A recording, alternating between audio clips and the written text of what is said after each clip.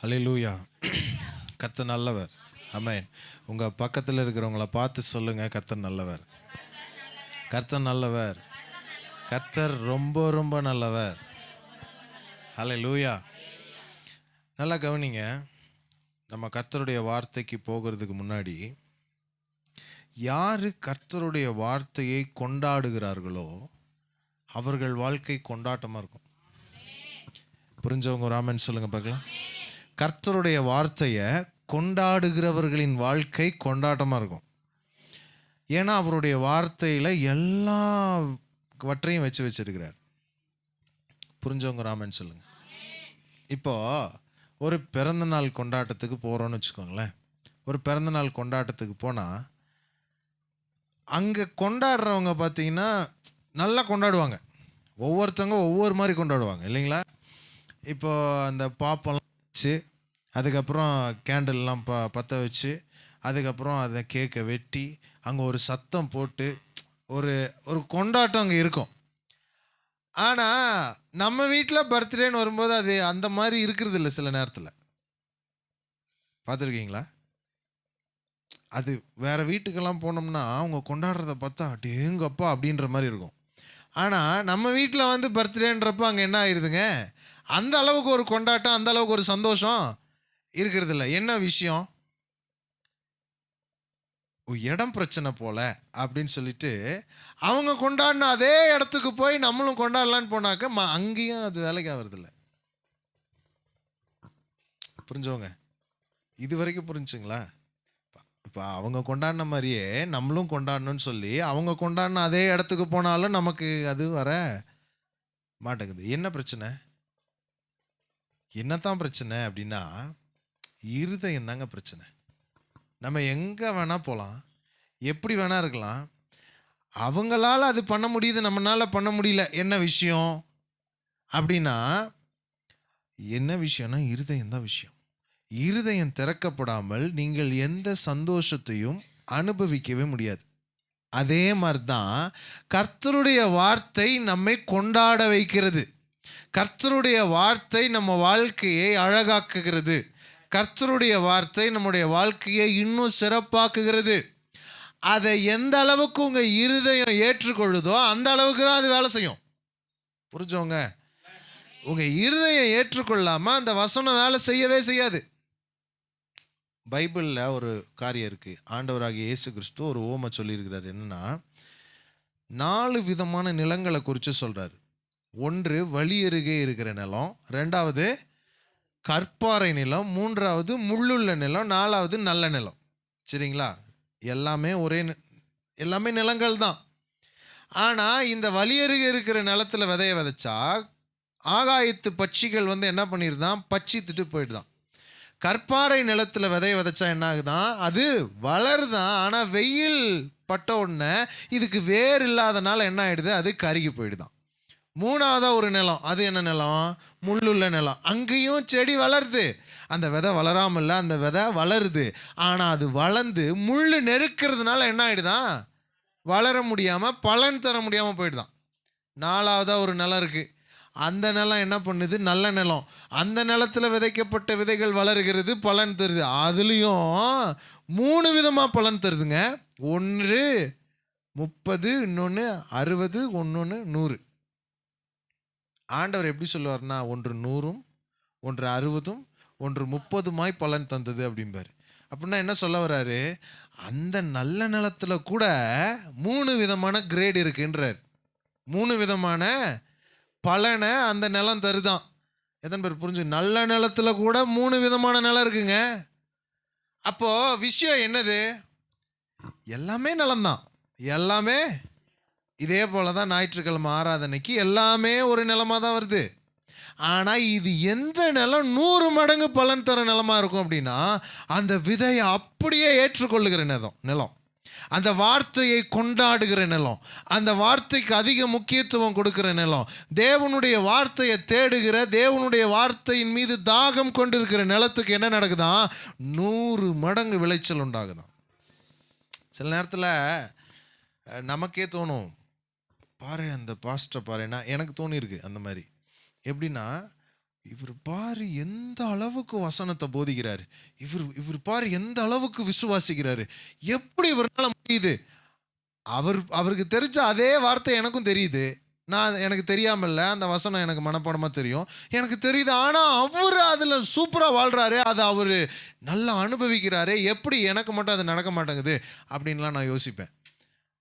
அப்பதான் ஒன்று புரிஞ்சுது, அவருடைய இருதயம் அந்த அளவுக்கு அந்த வசனத்துக்கு முக்கியத்துவம் கொடுக்குது, அந்த அளவுக்கு அந்த வசனத்தை ஏற்றுக்கொள்ளுது, அந்த அளவுக்கு அந்த வசனத்தை கொண்டாடுது. புரிஞ்சவங்க? ஆனால் நம்முடைய இருதயம் என்ன ஆயிடுது தெரியுங்களா? சில நேரங்களில் கொண்டாட்டம்னு ஒன்று வந்த உடனே அந்த கொண்டாட்டத்தோடவே இதெல்லாம் முடிஞ்சது போலன்னு முடிச்சிருது. ஆமென். எத்தனை பேர் புரிஞ்சுக்கிறீங்க? இப்போ உதாரணத்துக்கு சொல்லணும் அப்படின்னா, நியூ இயர் கொண்டாடணுமா? கொண்டாடணும் தானேங்க. அவ்வளோதான் போல, இதுக்கப்புறம் எல்லாம் முடிஞ்சது போலன்ற மாதிரி நம்ம இருதயம் என்ன ஆயிடுது, அந்த சந்தோஷத்தையே பெருசாக நினச்சி அதோட முடிச்சிருது. இல்லை இல்லை இல்லை இல்லை, அதோட முடியல. சொல்லுங்க உங்கள் பக்கத்தில் இருக்கிறவங்கள பார்த்து, நியூ இயரோட முடியல, தொடர்ந்து அந்த கொண்டாட்டம் இருந்துட்டு தான் இருக்கு. ஆனால் உங்கள் இருதயம் அதுக்கு இடம் கொடுக்கணும், அது ரொம்ப முக்கியம். எத்தனை பேர் புரிஞ்சுக்கிறீங்க? எவ்வளவு வேணா கொண்டாட்டம் நிறைந்திருக்கிற ஒரு இடத்திற்கு நீங்கள் போயிருக்கலாம், உங்கள் இருதயம் இடம் கொடுக்காமல் அந்த கொண்டாட்டத்தில் உள்ள சந்தோஷத்தை உங்களால் அனுபவிக்கவே முடியாதுங்க. மூத்த குமாரனுடைய நிலைமை பார்த்தீங்களா? வீட்டில் பெரிய கொண்டாட்டம் நடந்துட்டு இருக்குங்க, பெரிய செலிப்ரேஷன் நடந்துட்டு இருக்கு. யார் வந்துட்டானே, இளைய குமாரன் வந்துட்டான்ற ஒரு பெரிய கொண்டாட்டம் நடந்துட்டு இருக்கு. ஆனால் அந்த கொண்டாட்டத்தில் யாரால இணைய முடியல? ஏன்? ஏங்க மேலதாலும் சவுண்டு கேட்குதா கேட்கலீங்களா? கேட்குது.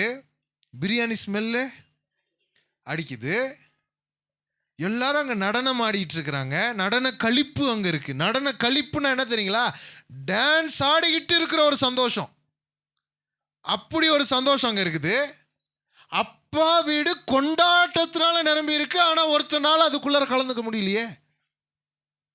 விஷயம் என்னது? இடம் பிரச்சனையா? இல்லை, நிறைய பேர் சொல்லுவாங்க நேரம் சரியில்லைங்க. என்ன சரியில்லைங்க? நேரம் சரி இருந்துச்சுன்னா, இங்கே இதுக்கும் நேரத்துக்கும் சம்பந்தமே கிடையாதுங்க. உங்கள் பக்கத்தில் இருக்கிறவங்கள பார்த்து சொல்லுங்க, இதுக்கும் நேரத்துக்கும் சம்பந்தமே கிடையாது. எதுதான் சம்பந்தம்னாக்க, இருதயம் தான் சம்பந்தம். இருதயம் அங்கே சரியில்லாதனால, இருதயம் அந்த வீட்டோட ஒத்து போகாதனால, இருதயம் அந்த வீட்டுக்குள்ளே நுழைஞ்சு அந்த வீட்டில் இருக்கிற கொண்டாட்டத்தை அனுபவிக்கிறதுக்கு இடம் கொடுக்காததுனால தான் அந்த சந்தோஷத்தை அந்த மூத்த குமாரனால் அனுபவிக்க முடியலங்க. இப்போ என்னதான் சொல்ல வரீங்க பாஸ்டர்னு நீங்கள் பார்க்குறது தெரியுது. இப்போ என்னதான் சொல்ல வரேன் அப்படின்னா, கர்த்தருடைய வார்த்தைக்கு அவ்வளவு வல்லமை இருக்கு. உங்களை சந்தோஷமா வாழ வைக்கிற வல்லமை கர்த்தருடைய வார்த்தைக்கு இருக்கு. கர்த்தருடைய வார்த்தைக்கு உங்களுடைய வாழ்க்கையை சீரமைக்கிற பவர் இருக்கு. கர்த்தருடைய வார்த்தைக்கு உங்கள் வாழ்க்கையில் எதெல்லாம் இல்லையோ அதையெல்லாம் உண்டாக்குகிற வல்லமை இருக்கு. கர்த்தருடைய வார்த்தைக்கு வல்லமை குறைந்து போகவே இல்லை. அது உங்கள் இருதயம் எந்த அளவுக்கு ஏற்றுக்கொள்ளுதோ அந்த அளவுக்கு வேலை செய்யும். இதை தான் சொல்ல வந்தேன். புரிஞ்சுக்கிட்டீங்களா? உங்கள் இருதயம் அந்த வசனத்தை, அந்த வார்த்தையை எந்த அளவுக்கு ஏற்றுக்கொள்ளுதோ, இன்னும் கொஞ்சம் புரிகிற மாதிரி சொல்லட்டுங்களா, அந்த வசனத்தை ஆவியில் அப்படியே பெற்றுக்கொள்ளும் பொழுது தான், ஆவியானவரோட அதை பெற்றுக்கொள்ளும் பொழுது தான், ஆவியில் நிரம்பி நீங்கள் பெற்றுக்கொள்ளும் பொழுது தான் அந்த வார்த்தை பயங்கரமாக வேலை செய்யுங்க. ஆமென். சில நேரத்தில் இதனால என்ன ஆயிடுது தெரியுங்களா? ஆண்டவர் மேலேயே கோவம் வந்துடுது. என்ன கோவம் வந்துடுறீங்களா? அவருக்கெல்லாம் செய்கிறாரு, எனக்கு. உங்க பக்கத்தில் இருக்கிறவங்கள பார்த்து சொல்லுங்க, அவரு திறந்தாரு. சொல்லுங்க, நீ திறக்கல. அல்லேலூயா. அவர் இருதயத்தை என்ன பண்ணாரு? திறந்தாரு. நீங்க என்ன பண்ணல? திறக்கல. அதுதான் விஷயம். அல்லேலூயா. மேட்டர் அதுதாங்க. அப்போ எது ரொம்ப முக்கியம்? இருதயத்தை திறக்கிறது. சொல்லுங்க உங்க பக்கத்தில் இருக்கிறவங்கள பார்த்து, உங்க இருதயத்தை திறந்தீங்கன்னா, கர்த்தருடைய வார்த்தைக்கு உங்க இருதயத்தை திறந்தீங்கன்னா, அந்த வார்த்தை அப்படியே உங்க வாழ்க்கையில் வேலை செய்யும். அல்லேலூயா. திறக்க ரெடியா இருக்கிறீங்களா? ஹல்லேலூயா. இதை இதை எப்படி கண்டுபிடிக்கலாம்? இந்த வார்த்தை உங்ககிட்ட வேலை செஞ்சுதா இல்லையான்றது எப்படி கண்டுபிடிக்கலாம் அப்படின்னா, பலனை வைத்து தான் கண்டுபிடிக்க முடியும். உங்கள் இருதயத்தில் இந்த வசனம் வேலை செஞ்சுதா இல்லையா, உங்கள் இருதயத்தில் இந்த வசனம் விளைந்து நிற்கிறதா இல்லையான்றதை எப்படி கண்டுபிடிக்க முடியும்? உங்கள் பலனை வச்சு கண்டுபிடிச்சிடலாம். பலன் என்னென்ன இருக்குன்றதை வச்சு உங்கள் இருதயம் எப்படி இருக்குதுன்றதை என்ன பண்ணிட முடியும்? கண்டுபிடிச்சிட முடியும். புரிஞ்சவங்க? அல்லேலூயா. இவர்கிட்ட சிக்கிட்டோமோன்னுலாம் யோசிக்காதீங்க. நிலத்தை பண்படுத்துவதற்கான வேலை தான் இப்போ நடந்திருக்கு. அல்லேலூயா. சரி, நம்ம கர்த்தருடைய வார்த்தைக்கு நேராக செல்லலாம். திருப்பி வாசிக்கலாம். யோவான் எழுதின சுவிசேஷம் 4வது அதிகாரம். யோவான் எழுதின சுவிசேஷம் 4வது அதிகாரம். அதில் 21வது வசனத்தை நம்ம எல்லாரும் சேர்ந்து வாசிக்க போகிறோம். யோவான் 4:21. எல்லாரும் சேர்ந்து வாசிக்கலாங்களா? எல்லாரும் எடுத்துக்கிட்டுங்க.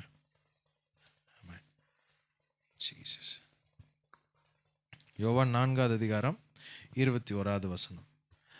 அதற்கு இயேசு, ஸ்திரீயே, நான் சொல்லுகிறதை நம்பு. நீங்கள் இந்த மலையிலும் எருசலேமிலும் மாத்திரமல்ல, எங்கும் பிதாவை தொழுது கொள்ளும் காலம் வருகிறது. சொல்லுங்க இன்னொரு விஷயம் எல்லாரும் சேர்ந்து, எங்கும் பிதாவை தொழுது கொள்ளும் காலம் வருகிறது.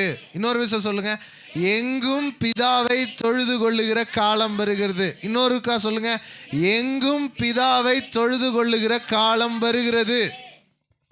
ஆமென். சரி, இப்ப கவனிங்க.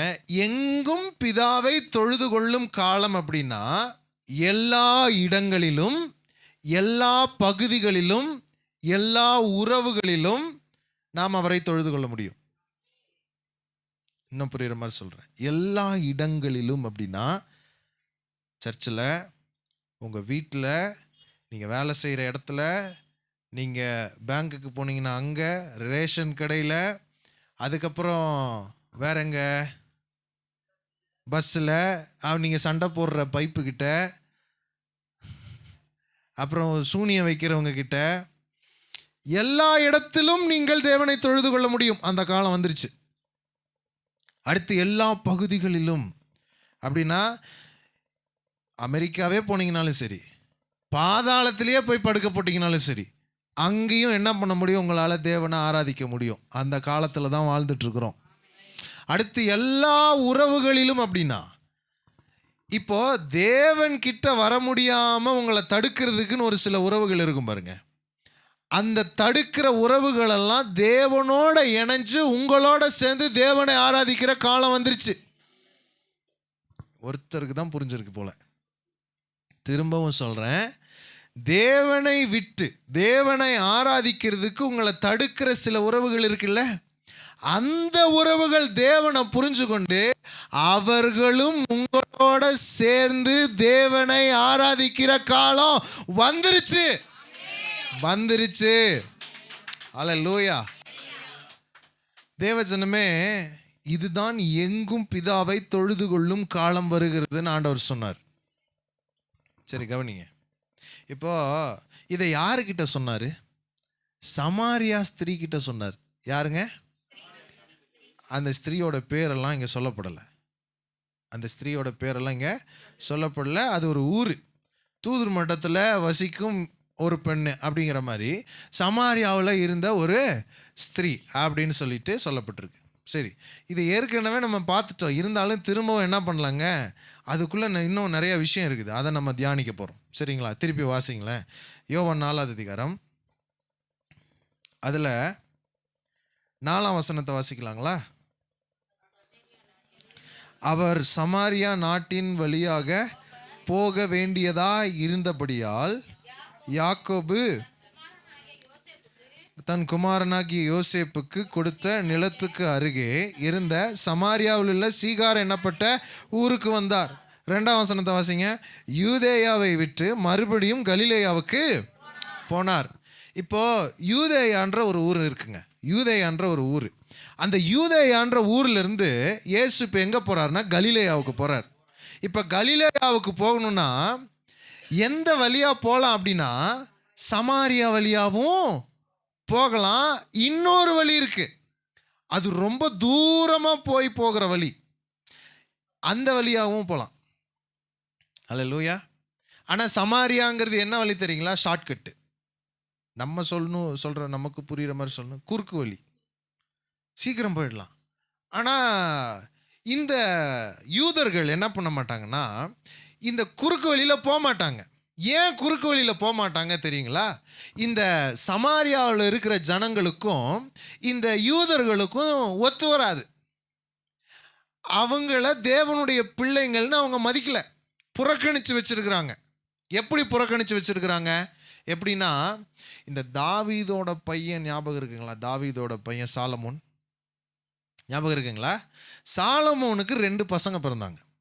சாலமோனுக்கு 2 பசங்க பிறந்தப்போ அந்த 2 பசங்களுக்கும் என்ன ஆயிடுச்சுனாக்க, நாடு 2ஆ பிரிக்கப்பட்டு வட தேசம் தென் தேசம் என்று சொல்லி இஸ்ரவேல் 2ஆ பிரிஞ்சிருச்சு.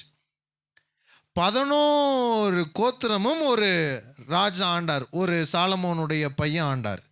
இன்னொரு ஒன்று எதுனா யூதா, எருசலேம், அந்த மாகாணத்தை மட்டும் ஒரு ராஜா ஆண்டார். இப்போ இது 2ஆ பிரிஞ்சிருச்சு பார்த்தீங்களா? இது 2ஆ பிரிஞ்சு எசேக்கியால் ராஜா காலத்தில், சாலமோன் ராஜா காலத்தில் இந்த தேசம் என்ன பண்ணிருச்சுங்க? 2ஆ பிரிஞ்சிருச்சு. வட தேசம் தென் தேசம் என்று 2ஆ பிரிஞ்சிருச்சு. அப்புறம் எசேக்கியா ராஜா ஆளுகை செய்கிற அந்த ஆட்சி காலத்தில் நடந்தது என்னன்னா, இந்த அசிரியா அப்படிங்கிற ஒரு நாடு, அந்த நாட்டிலிருந்து அசிரியா ராஜா என்ன பண்றாருன்னா, இந்த யூதாவையும் இந்த யூதாவை சுற்றிலும் இருக்கிற இந்த இஸ்ரவேல் அத்தனையும் பிடிக்கிறதுக்காக வர்றார். யூதாவை முதல்ல பிடிக்க முடியல அசிரியா ராஜானால. முதல்ல போய் எதை பிடிச்சிட்டாருன்னா, சமாரியாவை கைப்பிடிச்சிட்டார். கைப்பற்றி அதை தன்னுடைய வசமாக்கி கொண்டாரு அசிரியா ராஜா. இப்போ அசிரியா ராஜா சமாரியாவை பிடிச்சிட்டாரு. சமாரியாவை பிடிச்சதுனால என்ன ஆயிடுச்சு தெரியுங்களா? அந்த சமாரியா அசிரியாவுக்கு ஒத்து போயிருச்சு. அவர்களுடைய பழக்க வழக்கங்களுக்கு, அவர்கள் வணங்குகிற தெய்வங்களுக்கு, இது எல்லாவற்றிற்கும் இந்த சமாரியாவில் இருக்கிற மக்கள் என்ன பண்ணிட்டாங்க? ஒத்துழைப்பு கொடுத்துட்டாங்க. இது ஒத்துழைப்பு கொடுத்தது மட்டும் இல்லாமல் அசிரியாவிலிருந்து பெண் கொண்டு பெண் எடுக்க ஆரம்பிச்சிட்டாங்க. தப்பாகவே இருந்தாலும், தேவனுடைய பிள்ளைகளாக இல்லாமல் இருந்தாலும், தேவனை அறியாதவர்களாக இருந்தாலும் என்ன பண்ண ஆரம்பிச்சிட்டாங்க? பெண் கொண்டு பெண் எடுக்க ஆரம்பிச்சிட்டாங்க. அங்கே ஒரு கலப்பு உண்டாயிடுச்சு. என்ன உண்டாயிடுச்சுங்க? இந்த கலப்பு உண்டானதுனால யூதர்கள் என்ன ஆயிட்டாங்க? இவங்க வேற ஒரு தேவனுக்கு ஒத்துழைப்பு கொடுத்துட்டாங்க, கலந்துட்டாங்க அப்படின்னு சொல்லி இவங்களை என்ன பண்ணிட்டாங்கன்னா பிரிச்சுட்டாங்க. சமாரியாவில் இருக்கிற மக்கள் என்ன பண்ணிட்டாங்க? பிரிச்சுட்டாங்க. அதனால இவங்க என்ன பண்ண மாட்டாங்கன்னா, சமாரியா நாட்டின் வழியாக போகவே மாட்டாங்க. ஆனால் கலிலேயாவுக்கு போகிறதுக்கு எதுதான் பக்கம்? சமாரியா வழி தான் பக்கம். யூதர்கள் ஒருபோதும் எந்த வழியாக போக மாட்டாங்க? சமாரியா வழியாக போகவே மாட்டாங்க. அதனால தான் புறக்கணித்து வச்சாங்க. புரிஞ்சுதுங்களா? இவங்க தரம் குறைஞ்சவங்க கிடையாது. இவங்க தேவனுடைய பிள்ளைகள் தான், சமாரியாவில் இருந்தவங்க. ஆனால் இவங்க அசிரியாவோட கலந்துட்டதுனால இவங்களை பிரிச்சுட்டாங்க யூதர்கள். இப்போ இயேசுவும் ஒரு யூதர் தான். மாம்ச ரீதியாக இயேசு ஒரு யூதர். இப்போ இயேசு ஒரு யூதராக இருந்துட்டு சீஷர்களை கூப்பிட்டுட்டு எங்கே போகிறதுக்கு போயிட்டுருக்கிறாரு? கலிலேயாவுக்கு போகிறதுக்கு போயிட்டுருக்கிறாரு. அப்போ அவர் எந்த வழியாக வராருன்னா, வேத வல்லுநர்கள் சொல்கிறாங்க, அவர் வேண்டுமென்றே இந்த சமாரியா ஸ்திரியை பார்க்கணுன்றதுக்காகவே இந்த வழியில் வராரு அப்படின்னு. நல்லா கவனிங்க. நீங்கள் எந்த மூலையில் அழுதுகிட்டு இருந்தீங்கனாலும், நீங்கள் எந்த மூலையில் கஷ்டப்பட்டுக்கிட்டு இருந்தீங்கனாலும், நீங்கள் எந்த மூலையில் புறக்கணிக்கப்பட்டிருக்கிறேன்னு சொல்லி வேதனையில் தவிப்பில் வாழ்ந்துக்கிட்டு இருந்தீங்கனாலும், உங்களுக்காக அங்கே மனிதர்கள் எல்லாருமே புறக்கணித்து ஒதுக்கி வச்சிருந்தாலும் உங்களுக்காக உங்கள் தேவன் உங்களை தேடி வருவார். உங்களுக்காக வருவாருங்க. சமாரியா ஸ்திரீக்காக மாத்திரமே அந்த சமாரியா வழியாக வர்றதுக்கு அவர் பிளான் பண்றாரு. 1000 பேர்த்த சந்திக்கிறதுக்கு இல்லை, லட்சம் பேர்த்துக்கு அங்கே செய்தி கொடுக்கறதுக்கெல்லாம் வரல அவர். அவர் வந்தது யாருக்காக மட்டும்னாக்க சமாரியா ஸ்திரீக்காக மாத்திரமே அந்த சமாரியா வழியா வராரு. இன்னொன்று, ஒரு யூதன் சமாரியா வழியா வந்தாக்க அந்த யூதனை பார்த்தாக்க யூதர்கள்லாம் என்னென்ன பேசுவாங்க தெரியுங்களா? இவர் பார் இப்படி பண்றாரு அப்படி பண்றாரு நீ என்னென்னமோ பேசுவாங்கங்க. கொஞ்சம் யோசிச்சு பாருங்க, அந்த பேச்செல்லாம் வாங்கணுமா அவரு? இவருக்கு புத்தி இருக்குதா அது இதுன்னெலாம் பேசுவாங்க. ஆனால் இயேசு கிறிஸ்து அதெல்லாம் பார்க்கல. அவர் யாரை தேடி வராருங்க?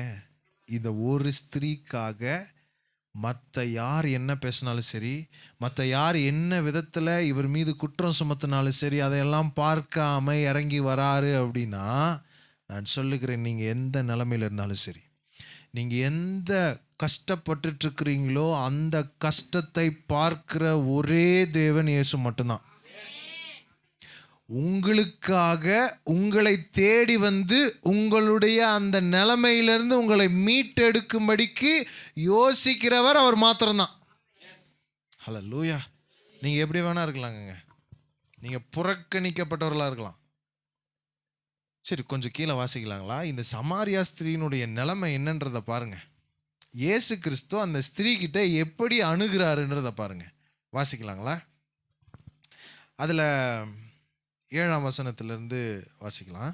அவருடைய சீஷர்கள் போஜன பதார்த்தங்களை கொள்ளும்படி ஊருக்கு போயிருந்தார்கள். அப்பொழுது சமாரியா நாட்டாளாக்கிய ஒரு ஸ்திரீ தண்ணீர் மொள்ள வந்தாள். இயேசு அவளை நோக்கி தாகத்துக்கு தா என்றார். யூதர்கள் சமாரியருடனே சம்பந்தம் கலவாதவர்கள் ஆனபடியால் சமாரியா ஸ்திரீ அவரை நோக்கி, நீர் யூதனாய் இருக்க சமாரியா ஸ்திரீயாகிய என்னிடத்தில் தாகத்துக்கு தா என்று எப்படி கேட்கலாம் என்றாள். இயேசு அவளுக்கு பிரதியுத்தரமாக, நீ தேவனுடைய ஈவையும் தாகத்துக்கு தா என்று உன்னிடத்தில் கேட்டார் இன்னார் என்பதையும் அறிந்திருந்தாயானால் நீயே அவரிடத்தில் கேட்டிருப்பாய், அவர் உனக்கு ஜீவ தண்ணீரை கொடுத்திருப்பார் என்றார். அதற்கு அந்த ஸ்திரீ, ஆண்டவரே, மொண்டு கொள்ள உம்மிடத்தில் பாத்திரம் இல்லையே, கிணறும் ஆழமாயிருக்கிறதே, பின்ன எங்கே இருந்து உமக்கு ஜீவ தண்ணீர் உண்டாகும்? இந்த கிணற்றை எங்களுக்கு தந்த நம்முடைய பிதாவாகிய யாக்கோபை பார்க்கிலும் நீர் பெரியவரோ? அவரும் அவர் பிள்ளைகளும் அவர் மிருக ஜீவன்களும் இதிலே குடித்ததுண்டே என்றாள். போதுங்க. இப்போ ஒரு சம்பவம் நடக்குது. இயேசு கிறிஸ்து என்ன பண்ணுறாரு, அந்த கிணத்தன்றையில் உட்காந்துட்டு அந்த ஸ்திரீ கிட்ட பேசுகிறாரு. ஏம்மா கொஞ்சம் தாகத்துக்கு தா அப்படின்னு. இயேசு கிறிஸ்துவனுடைய உடைய பார்த்தோன்னே அவங்களுக்கு தெரிஞ்சிச்சு இயேசு கிறிஸ்து யாரு. சத்தமாக சொல்லுங்க. யூதர். யூதர்கிட்ட நான் தண்ணி அள்ளி கொடுத்தேன்னா அவங்க ஏற்றுக்க மாட்டாங்க. என்னை ஏற்றுக்கலன்னா பரவாயில்ல, என்னை ஏற்றுக்க மாட்டாங்கன்னு எனக்கு தெரியும். நான் கொடுக்குற தண்ணியை நீங்கள் குடிச்சிங்கன்னா உங்களையும் என்ன மாதிரி ஊரை விட்டு ஒதுக்கி வச்சிருவாங்க. அது தெரிஞ்சுக்கிட்டா நீர் என்கிட்ட தண்ணி கேட்குறீர். நல்லா கவனிங்க. இயேசு கிறிஸ்து உங்ககிட்ட ஒரு கேள்வி கேட்குறாருன்னா அதில் ரொம்ப ஒரு விஷயம் இருக்குன்னு அர்த்தம். ஆமென். இயேசு கிறிஸ்து ஒரு கேள்வி கேட்குறாருன்னா அது ரொம்ப முக்கியமான ஒரு விஷயம்னு அர்த்தம். இயேசு கிறிஸ்து சமாரியா ஸ்திரீ கிட்ட என்ன கேட்டாரு? தாகத்துக்கு தான்னு கேட்கிறார். என்னத்துக்கு தான்னு கேட்கிறாரு? எனக்கு தாகமா இருக்கு, எனக்கு தண்ணி. எப்படி ஆரம்பிக்கிறார் பாருங்க ஸ்திரீ கிட்ட. ஆனா அந்த ஸ்திரீக்கு ஒன்று புரியல. இயேசு கிறிஸ்து என்னை ஒரு காரியத்திலிருந்து விடுதலை ஆக்க தான் அதை கேட்கிறாரு அப்படின்னு. ஆமென். ஆண்டவருக்கு உங்களுடைய பிரச்சனையிலிருந்து விடுதலை ஆக்கிறதுக்கு நல்லா தெரியுங்க. ஆனால் ஆண்டவர் உங்ககிட்ட ஒன்று கேட்குறாருன்னா அதிலிருந்து ஏதோ ஒன்று செய்ய போகிறாருன்னு அர்த்தம். அல்லேலூயா.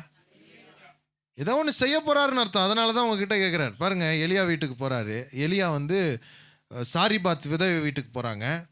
அங்கே போனோன்னா அங்கே என்ன நடக்குது? அங்கே போனோன்னே கொடுங்க, அப்பத்தை கொடுங்க, சாகிறதுக்கு வச்சுருக்குறாங்க அந்த அப்பத்தை கொடுங்கன்னு கேட்குறாங்க. புதிய ஏற்பாட்டில் பார்த்தீங்கன்னாக்கா மலை பிரசங்கத்தில் அநேக ஜனங்களுக்கு 3 நாட்களாக என்ன பண்ணிட்டு இருந்தாரு இயேசு கிறிஸ்து பிரசங்கம் பண்ணிட்டு இருக்கு. 3 நாள் உட்காந்துருக்குறாங்க. அப்புறம் 3 நாள் முடிச்சு போகும்போது என்ன பண்ணுறாங்க? சாப்பாடு இல்லையே அப்படின்றாங்க. சரி, என்ன இருக்குது கொண்டு வாங்கன்னு கேட்குறாரு. ஏன் அவர்னால ஒன்றுமே இல்லாததுலேருந்து உருவாக்க முடியும் தானுங்க? அவர் ஏங்க கொண்டு வர சொல்கிறாரு? ஏன் கொண்டு வர சொல்கிறாருன்னா, ஆமாங்க, உங்ககிட்ட ஒன்று கேட்டு அதிலிருந்து அவர் செய்யணும்னு விரும்புகிறார். ஆமென். சிம்பிள் விஷயம். தாகத்துக்கு தா, எனக்கு தண்ணி கொடு அப்படிங்கிறாரு. ஆனால் அந்த ஸ்திரீ அதை கொடுக்கவே இல்லை பாருங்க, கடைசி வரைக்கும் தரவே இல்லை.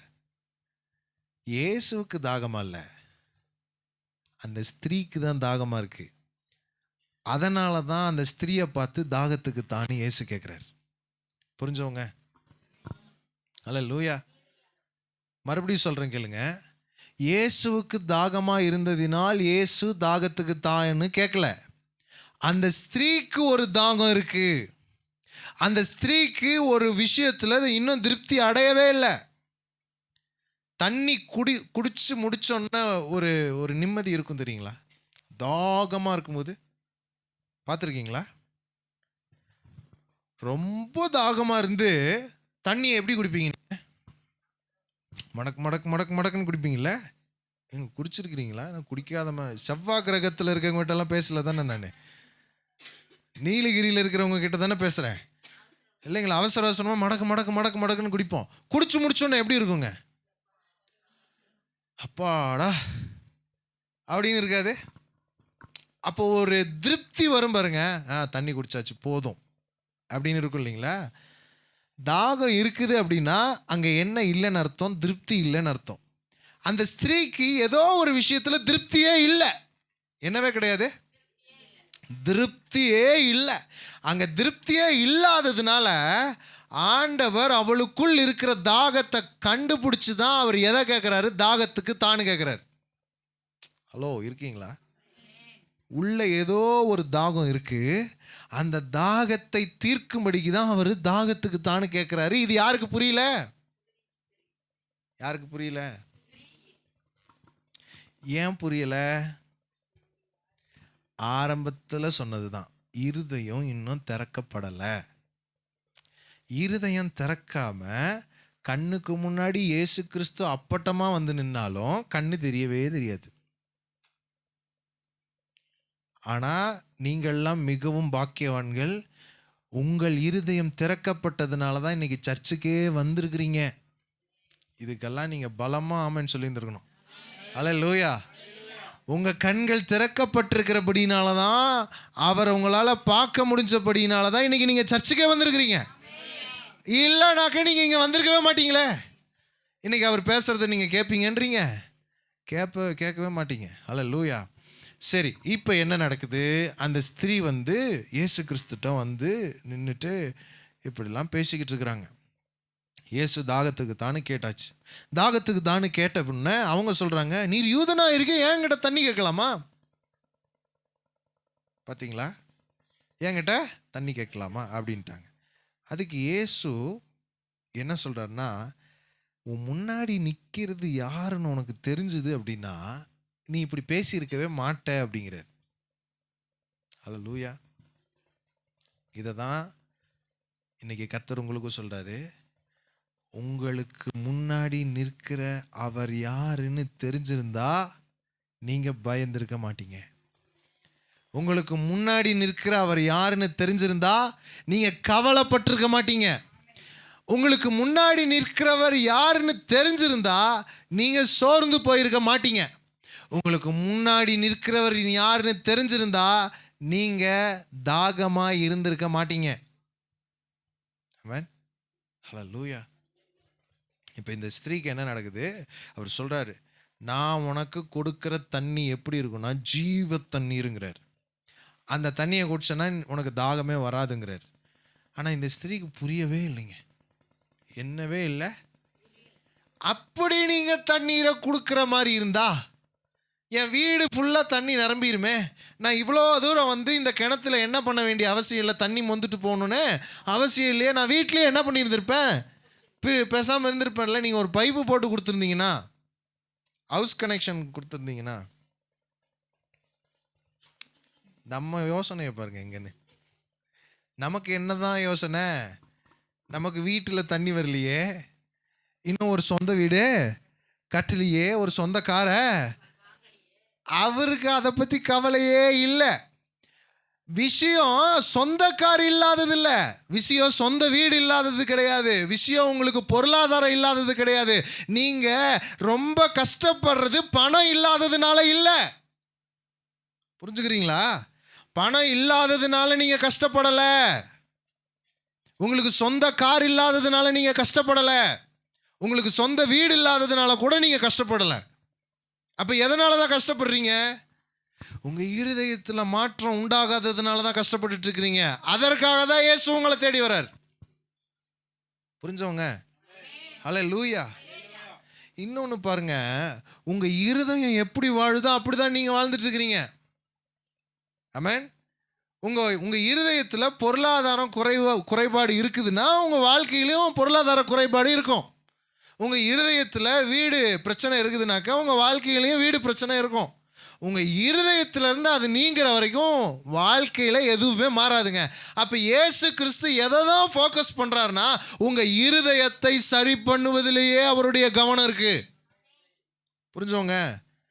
ஆனா நமக்கு எதின் மேலேயே கவனம் இருக்கு. செப்பண்டி, ஹலோ, உங்களை தான் கேட்குறேன். நமக்கு எதின் மேலேயே கவனம் இருக்கு? சொல்லுங்க. இந்த கடனை கட்டணும். சரி, ஜெபமெல்லாம் என்னதான் ஜெபம் நமக்கு?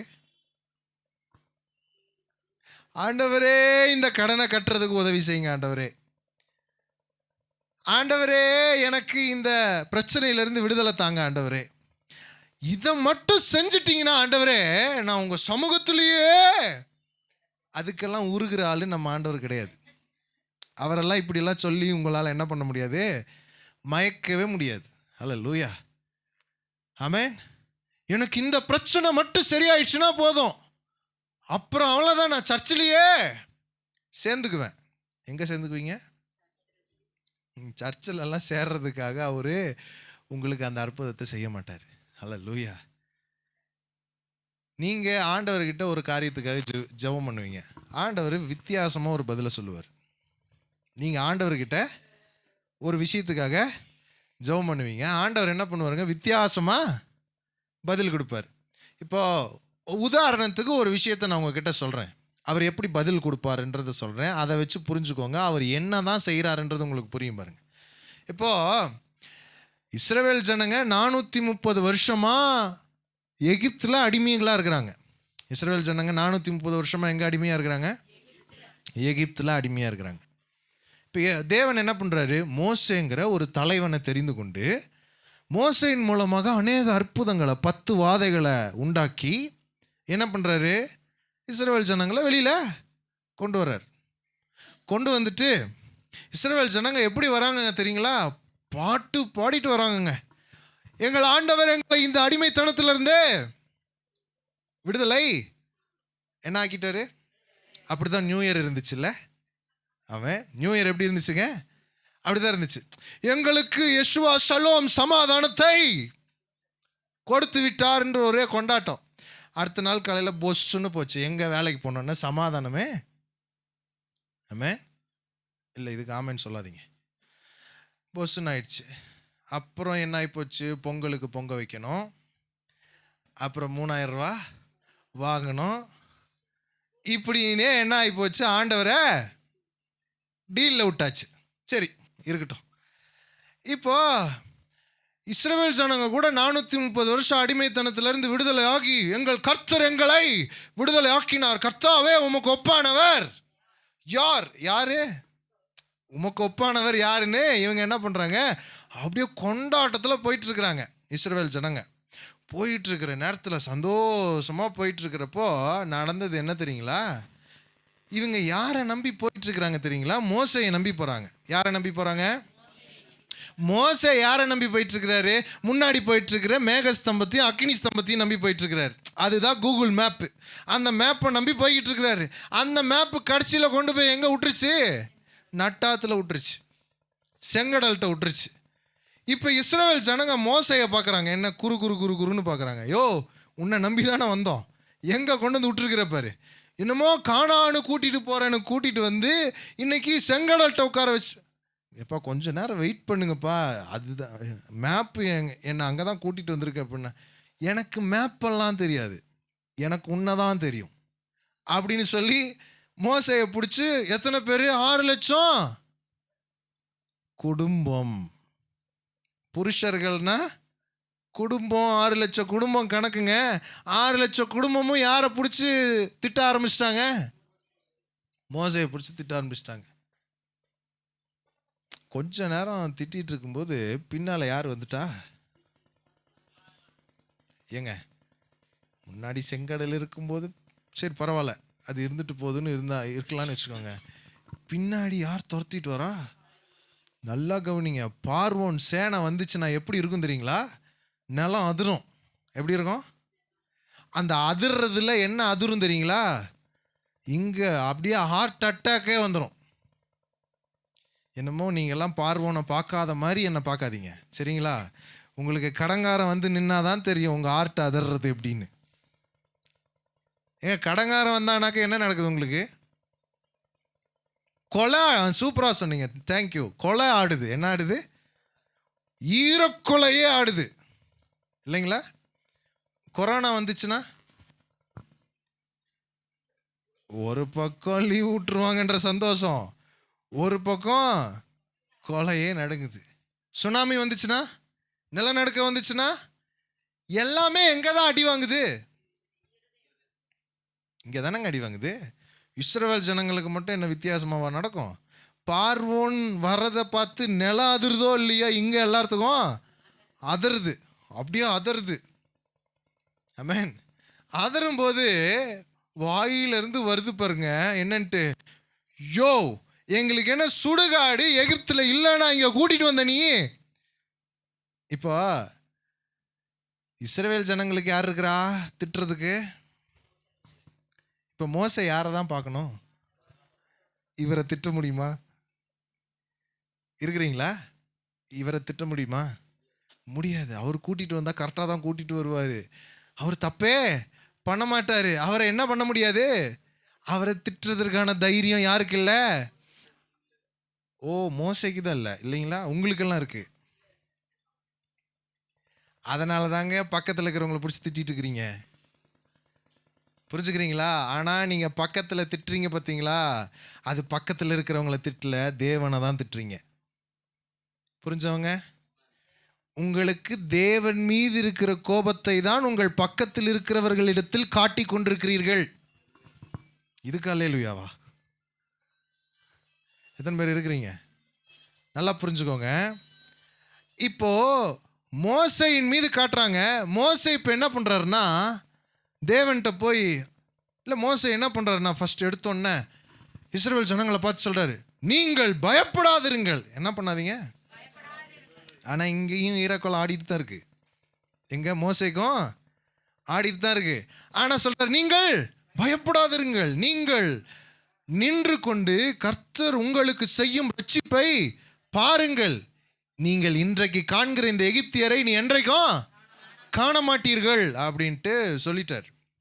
வீரவசனம் பேசிட்டு நம்மாலே இப்படி ஓரமாக வந்து என்னங்கிறாரு, ஆண்டவரே நான் வேற வீரவசனம்லாம் பேசிட்டேன், தயவு செய்து காப்பாத்துங்க, எப்படியாவது எனக்கு உதவி செய்யுங்க அப்படின்னு இவர் ஜெபம் பண்ணுறார். இப்போ நீங்கள் தான் மோசே வச்சுக்கோங்க. நீங்கள் தான் 6 லட்சம் குடும்பத்துக்கு நீங்கள் பதில் சொல்லணும். எத்தனை குடும்பத்துக்கு? இப்போ பார்வோன் வந்து கொன்றுவான். அவன் கொல்றானா என்னவோ தெரில, அவன் பிடிச்சிட்டு போகிறதுக்கு தான் வந்தான், திரும்பவும் போய் அடிமைத்தனத்தில் வைக்கிறதுக்கு தான் வந்தான். ஆனால் இங்கே என்ன யோசிச்சுட்டு இருக்கிறாங்க? கொன்றுவான்றது தான் யோசனை. அப்போது கொன்றுவான்ற பயத்தில் எல்லாரும் இருக்கிறாங்க. 6 லட்சம் பேர். இவர் ஒரு ஆள் மட்டும் என்ன சொல்கிறாரு? அப்படி தான் நீங்களும் சொல்லியிருக்கிறீங்கன்னு வச்சுக்கோங்க. இப்போ ஆண்டவர்கிட்ட போய், ஆண்டவரே எப்படியாவது என்னை காப்பாற்றுறீங்கன்னு கேட்குறீங்க. இப்போ அவர் என்ன சொல்லணும்? அந்த ஜெபத்துக்கு என்ன பதில் தரணும்? நான் இறங்கி வந்து உனக்கு அற்புதங்களை, அப்படி தானங்க சொல்லியிருக்கணும். உன்னை அதிசயங்களை காண பண்ணுவேன் மகனே, அப்படி சொல்லியிருக்கணும் இல்லைங்களா? நீ கவலைப்படாதடா, நான் உன் கூட இருக்கிறேன்டான்னு சொல்லியிருக்கணும்ல. ஆனால் அவர் என்ன சொன்னார் தெரியுங்களா? என்னடா ஜெபம் பண்ணிருக்கேன்னு கேட்குறாரு. இருக்கிறீங்களா? என்ன ஜெபம் கேட்குது உனக்கு? ஜெபத்தை நிறுத்துங்கிறாரு. உங்க பக்கத்தில் இருக்கிறவங்கள பார்த்து சொல்லுங்க, ஜெபத்தை நிறுத்து. உடனே போயிடாதீங்கடா. ஜெபத்தை நிறுத்து அப்படின்ட்டு. ஆண்டவரே, நான் நம்பி இருந்தது ஒன்னே ஜெபந்தான், அதையும் நிறுத்த. இது ஜெபம் பண்றதுக்கான நேரம் இல்லடா, வேலை செய்யறதுக்கான நேரம். உன் கையில் இருக்கிற கோலை. இப்ப ஜெபத்துக்கு பதில் என்னதுங்க அப்படின்னு நீங்க தான் சொல்லிட்டு இருக்கிறீங்க. கோலை நீட்டுறது தான் ஜெபத்துக்கான. அவர் இருதயத்துல வேலை செய்யறாரு. ஜெபத்திற்கான பதில் என்ன தெரியுங்களா? இருதயத்துல ஒரு வேலை நடக்கும். எத்தனை பேர் புரிஞ்சுக்கிறீங்க? இருதயத்துல ஒரு வேலை நடக்குது. என்ன வேலை தெரியுங்களா? அவனுக்குள்ளராக விசுவாசத்தை உண்டாக்குகிறார் இருதயத்துல. ஹல்லேலூயா. கோலை நீட்டுறது யார் வேணா நீட்டலாங்க. ஆனா அந்த இடத்துல கோலை நீட்டுறதுக்கு விசுவாசம் இருந்தாதான் நீட்ட முடியும். அப்ப கர்த்தர் மோசேயினுடைய இருதயத்துல பாருங்க, பிரச்சனை என்னென்னமோ நடந்துட்டு இருக்குது. ஆண்டவருடைய ஃபோக்கஸ் ஃபுல்லா என்னதான்? நமக்கு கொஞ்சம் டென்ஷன் ஆகுது இல்லை? நீங்க பிரச்சனையை முடிப்பீங்கன்னு பார்த்தா இந்த நேரத்துலயா உட்காந்து என் இருதயத்தில் வேலை செஞ்சுக்கிட்டு இருப்பீங்க. ஆமாங்க, உங்களை சுற்றி 1000 பிரச்சனைகள் இருக்கும்போது, உங்களை சுற்றிலும் 1000 சூழ்நிலைகள் இருக்கும் பொழுது, நீங்கள் அதற்காக ஜெபிக்கும் பொழுது தேவன் எப்படிப்பட்ட பதிலை தருகிறார் என்றால் உங்கள் இருதயத்தில் தான் வேலை செய்கிறார். வேற எங்கேயுமே அவர் போகிறது கிடையாது. உங்கள் சூழ்நிலையில் போய் அவர் மாற்றத்தை உண்டாக்குறது கிடையாது. உங்கள் பொருளாதார பிரச்சனையில் மாற்றத்தை உண்டாக்குறது கிடையாது. உங்கள் வாழ்க்கையில் நீங்கள் அதை பண்ணி சாதிக்கணுன்றதுக்காக உங்களுக்கு உதவி செஞ்சு அப்படி தள்ளுறதெல்லாம் கிடையாது. அவர் என்ன பண்ணுறாரு தெரியுங்களா? உங்கள் இருதயத்தில் தான் வேலை செய்கிறார். ஹல்லேலூயா. ஆனால் அவர் சொல்கிறது, அவர் உங்களுக்கு செய்கிறதெல்லாம் உங்களுக்கு உதவி செய்கிறது போல இருக்கலாம். ஆனால் அவர் உங்கள் இருதயத்தில் தான் வேலை செய்கிறார். உங்கள் பக்கத்தில் இருக்கிறவங்கள பார்த்து சொல்லுங்கள், அவர் உங்கள் இருதயத்தில் தான் வேலை செய்கிறார். ஆனால் நமக்கு ஃபுல்லாக எங்கே தான் நோக்கிறோம்? செங்கடல் இருக்குது, பின்னாடி பார்வோன்னு இருக்கிறான், 6 லட்சம் பேர் பேசுகிறாங்க, நான் என்னதான் பண்ணுறதுன்னு தெரியல. ஒன்றும் புரியல. ஆண்டவரே உதவி செய்யுங்க ஆண்டவரே அப்படின்னா அவர் என்ன உதவி செய்கிறாருன்னா இருதயத்தை தான். இதே தான் சமாரியா ஸ்திரீகிட்டையும் பண்ணுறார். இதை தான் என்ன பண்ணுறாருங்க? சமாரியா ஸ்திரீகிட்ட வித்தியாசமாலாம் பண்ணலைங்க. அவர் சமாரியா ஸ்திரீகிட்ட என்ன பண்ணுறாருங்க? அவளுடைய இருதயத்தை சீர்படுத்துவதற்கான வேலையை தான் பண்ணுறாரு. இப்போ பிரச்சனை என்ன? சமாரியா ஸ்திரீக்கு பிரச்சனை என்னதுன்னா, பிரச்சனை இல்லை, இருதயம் தான் பிரச்சனை. உங்களுக்கும் நான் சொல்லுகிறேன், உங்களுடைய பிரச்சனைகள் பிரச்சனை அல்ல, உங்கள் இருதயம் தான் பிரச்சனை. ஹலோ, இருக்கீங்களா? பிரச்சனைகள் பிரச்சனை அல்ல, சூழ்நிலைகள் பிரச்சனை அல்ல, உங்கள் பொருளாதார குறைபாடுகள் பிரச்சனை அல்ல, உங்கள் கவலைகள் பிரச்சனை அல்ல, உங்கள் மன உளைச்சல்கள் பிரச்சனை அல்ல, உங்கள் இருதயத்தில் இருக்கிற இருள் கூட பிரச்சனை இல்லை, உங்கள் இருதயம் தான் பிரச்சனை. உங்கள் இருதயத்தின் மீது தேவன் ஒரு அக்கறை உள்ளவராக இருக்கிறார்.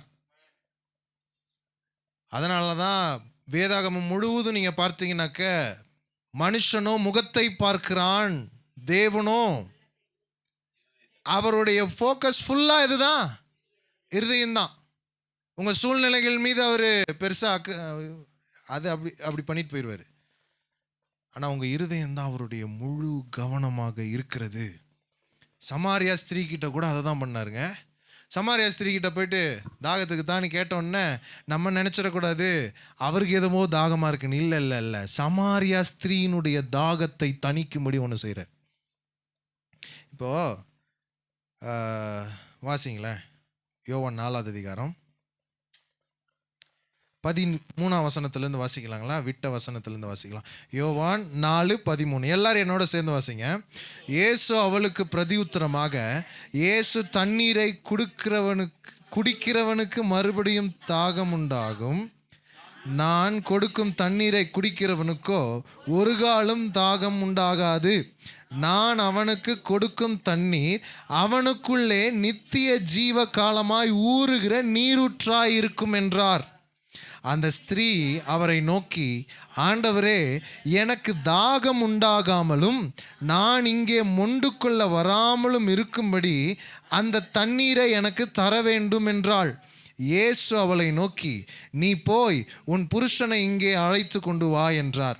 அதற்கு அந்த ஸ்திரீ, எனக்கு புருஷன் இல்லை என்றாள். இயேசு அவளை நோக்கி, எனக்கு புருஷன் இல்லை என்று நீ சொன்னது சரிதான். எப்படியெனில் 5 புருஷர் உனக்கு இருந்தார்கள், இப்பொழுது உனக்கு இருக்கிறவன் உனக்கு புருஷன் அல்ல, இதை உள்ளபடியே சொன்னாய் என்றார். போதுங்க. இயேசு சொல்றாரு, நான் ஒரு தண்ணி கொடுக்குறேன்னு சொன்னேன்ல, நான் ஜீவ தண்ணீரை கொடுக்குறேன்னு சொன்னேன்ல, அந்த ஜீவ தண்ணீர், அந்த தண்ணீரை குடிக்கிறவனுக்கு மறுபடியும் என்ன உண்டாகாதுங்கிறாரு. நான் கொடுக்குற தண்ணியை குடிச்சா திரும்பவும் என்ன உண்டாகாது? தாகமே உண்டாகாது அப்படின்னு சொல்லிட்டு, நான் கொடுக்கும் தண்ணீரை குடிக்கிறவனுக்கோ ஒரு காலம் தாகம் உண்டாகாது, நான் அவனுக்கு கொடுக்கும் தண்ணீர் அவனுக்குள்ளே நித்திய ஜீவ காலமாய். அப்படின்னா அதுக்கு முடிவே இல்லை அப்படிங்கிறார். என்னவே கிடையாதுங்க. அவனுக்குள்ள அந்த ஜீவ தண்ணீர் என்னவா இருக்குமா? நீரூற்றா இருக்குங்கிறார். ஏன் அவனுக்கு தாகம் உண்டாகாதுன்னா, இந்த கொலை அடி, இந்த அடி பம்ப் இருக்கு இல்லைங்களா, பார்த்துருக்கீங்களா? அதில் ஃபஸ்ட்டு என்ன பண்ணுவாங்கன்னா, ஒரு சொம்பு தண்ணி ஊற்றிட்டு அப்புறம் அடித்தாதான் தண்ணி வரும். கவனிச்சிருக்கீங்களா? அந்த மாதிரி தான் இவர் சொல்கிறார்.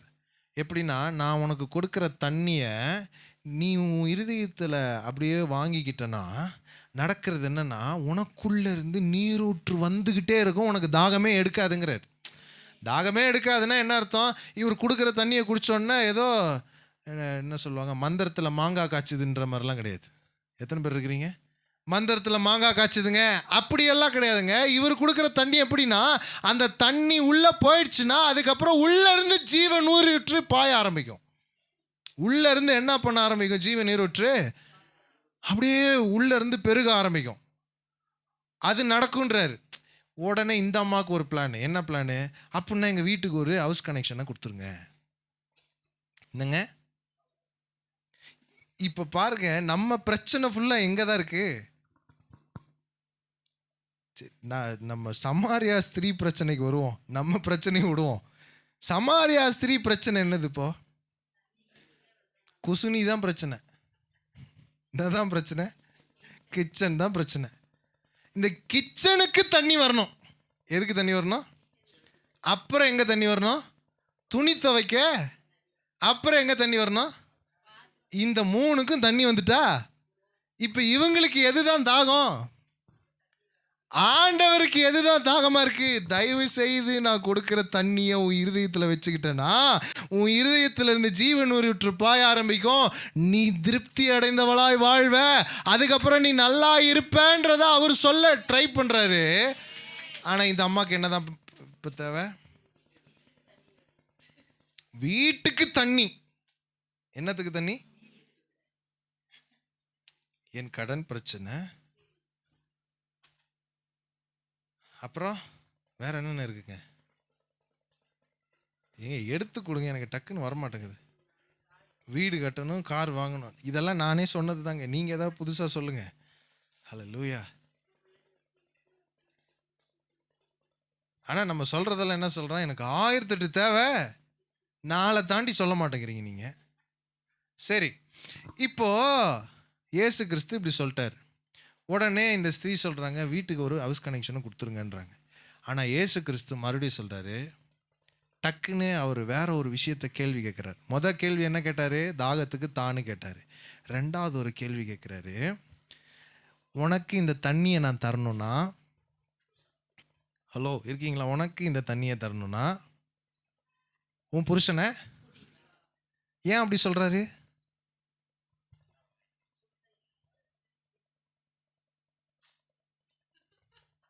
நல்லா கவனிங்க.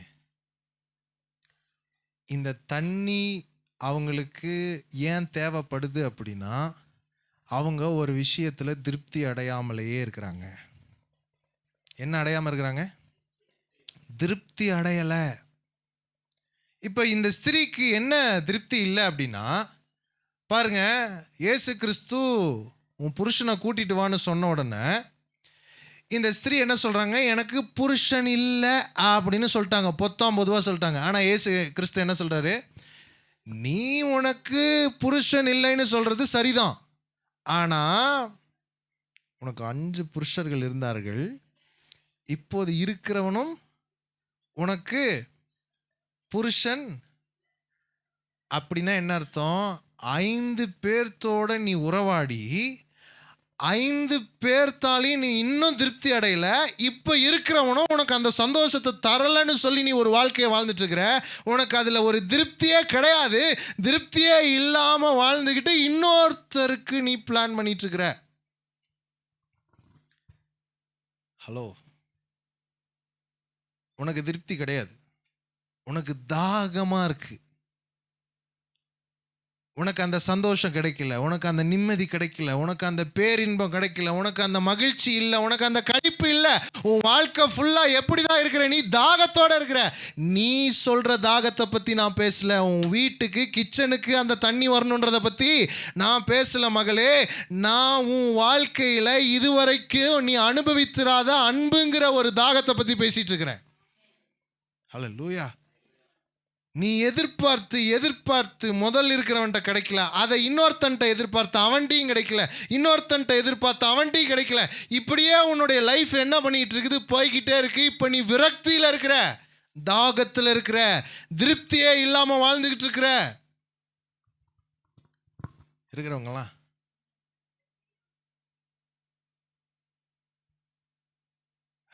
ஆக்சுவலி சமாரியா ஸ்திரீ மேட்ரு என்னன்னா, அந்த காலத்தில் அப்படி ஒரு காரியம் இருந்துச்சு, அதனால அப்படியே தாவிக்கிட்டே இருந்தாங்க. நம்ம காலத்தில் இப்படி பண்ணிட்டாங்க, ஒருத்தர் விட்டு இன்னொருத்தர்கிட்ட போயாச்சு, என்ன நடக்கும்ன்றீங்க? கொலை கூட பண்ண மாட்டாங்க, பேசியே கொண்டுருவாங்க. என்ன பண்ணுவாங்க? அதனால் நம்ம அந்த அந்த லெவலுக்கெல்லாம் இறங்குறது இல்லை. என்ன பண்ணுறது இல்லைங்க, நம்ம அந்த லெவலுக்கெல்லாம் இறங்குறது இல்லை. அதனால நம்ம என்ன பண்ணிடுறோம் தெரியுங்களா? இங்கே கிடைக்கலையா, இங்கே ட்ரை பண்ணுவோம். எந்த உறவில் கிடைக்கல? கணவன்ற உறவில் கிடைக்கலையா, மனைவின்ற உறவில் கிடைக்கலையா, டக்குன்னு எங்கே போயிடலாம்? பிள்ளைங்க கிட்ட போயிடலாம். பிள்ளைங்களை கொஞ்சி அங்கே இருந்து என்ன பண்ணலான்னு அன்பை வாங்கிக்கலான்னு அங்கே போகிறது. அங்கேயும் அடி வாங்குறது. அங்கேயும் அடி வாங்கினோன்னா என்ன பண்ணுறது? வேலைக்காட்டில் யாராவது கிடைப்பாங்கன்னா அங்கே போகிறது. அங்கேயும் அடி வாங்கினா சொந்த பந்த கிட்ட போகிறது. இப்படியே என்ன பண்ணுறதுக்கு, நாமளும் அங்கே இங்கே அங்கே இங்கே அங்கே இங்கேன்னு எதிர்பார்த்து தாகத்தாலேயே தான் இருக்கிறோமே தவிர இன்னும் நம் தாகம் தீர்க்கப்படவே இல்லை. நீங்கள் ஒவ்வொரு உறவுகிட்டையும் ஒரு சந்தோஷத்தை எதிர்பார்க்குறீங்க. எப்போ அந்த சந்தோஷம் நமக்கு கிடைக்கும்? அவங்க கிட்ட இருந்த அன்பு இங்கே வந்துச்சுன்னா தானங்க சந்தோஷம் கிடைக்கும். அன்பே வரலன்றப்ப எப்படி சந்தோஷம் கிடைக்கும்? அப்போ அன்பை எதிர்பார்த்து எதிர்பார்த்து அந்த அன்பு கிடைக்கலன்றதுனால, சந்தோஷம் இல்லைன்றதுனால நாம் என்ன பண்ணுறோம்? உடனே அம்மா கிட்ட போகிறோம், அப்பா கிட்ட போகிறோம், பிள்ளைங்க கிட்ட போகிறோம், சொந்த பந்தக்கிட்ட போகிறோம், ஃப்ரெண்ட்ஸுங்க கிட்ட போகிறோம். யாருக்கிட்டையும் இல்லையா, எனக்கு யாரும் அப்படின்னு எங்கே வந்துடுறோம்? ஏசப்பா கிட்ட.